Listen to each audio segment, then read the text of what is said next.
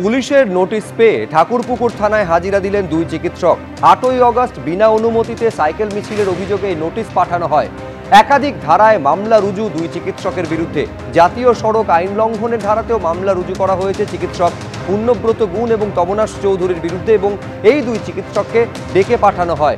ঠাকুরপুকুর থানা নোটিশ দিয়ে ডেকে পাঠায় এই দুই চিকিৎসককে। শুধু তাই নয়, তাদের দুই গাড়ি চালককেও থানায় হাজিরার নির্দেশ দেয় পুলিশ। আজই ঠাকুরপুকুর থানায় হাজিরা দিলেন দুই চিকিৎসক এবং তাদের দুই গাড়ি চালক। পুলিশি তলবের প্রতিবাদে ঠাকুরপুকুরে বিক্ষোভ দেখায় অভয়া মঞ্চ।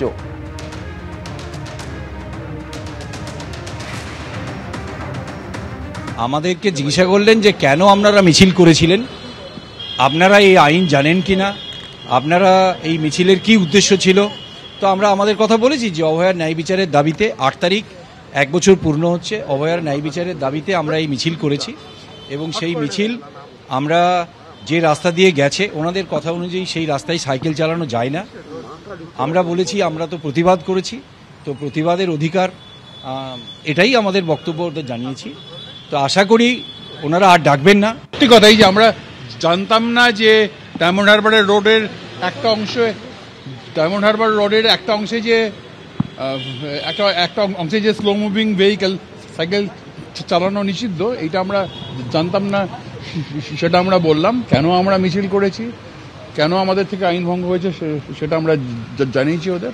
শাসক দলের জন্য আলাদা নিয়ম, যারা শাসক দলের নয় তাদের জন্য অন্য নিয়ম, সেটা তো আমাদের রাজ্যে তো আমরা দেখছি যে স্টেটসম্যান হাউসের সামনে 163, কিন্তু সেখানে 21শে জুলাই মিটিং হয়। এটা তো তাদের জন্য তো আলাদা নিয়ম, সেই নিয়ম তো আমাদের জন্য নয়, সাধারণ মানুষের জন্য তো সেই নিয়ম নয়। আর এইখানেই প্রশ্ন তুলছেন অভয়া মঞ্চের তরফে প্রশ্ন তোলা হচ্ছে, পুলিশের যে তৎপরতা এই দুই চিকিৎসককে তলবের মধ্য দিয়ে দেখা গেল, সমানভাবে সমান তৎপরতা সব ক্ষেত্রে দেখা যায় কি? তৃণমূলের তরফে কি বলা হচ্ছে দেখুন।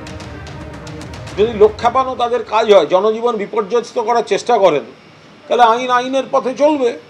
পুলিশ ডেকেছে, ওনাদের কি বক্তব্য ওনারা থানায় গিয়ে বলে দিয়ে আসুন, তাই নিয়ে এত লাফালাফির কি আছে? একেবারে ইন্টারপোলের গ্লোসাইন বোর্ড লাগিয়ে 1.5 মাস ধরে এই জালিয়াতির কারবার চালিয়েছেন বিভাস অধিকারী। স্থানীয় বাসিন্দারা বলছেন, আপনারা শুনলেন যে নীলবাতি লাগানো গাড়ি চড়ে যাতায়াত করতেন বিভাস অধিকারী। প্রশ্ন উঠছে, 1 জুলাই থেকে 40,000 টাকা ভাড়ায় এই যে জালিয়াতির কারবার দিনের পর দিন চালিয়ে যাচ্ছেন, পুলিশ কিছু জানতে পারলো না কেন? এই বাড়ির কেয়ারটেকার কি বলছেন একবার শুনুন। আমরা জানতাম না অন্য কোনো ব্যাপার। কি হয়েছিল পুলিশ? হ্যাঁ, কালকে পুলিশ আসছিল না, মানে কি ছিল বলেছিল, লেখা ছিল কোথায়, এখানে কি লেখা ছিল?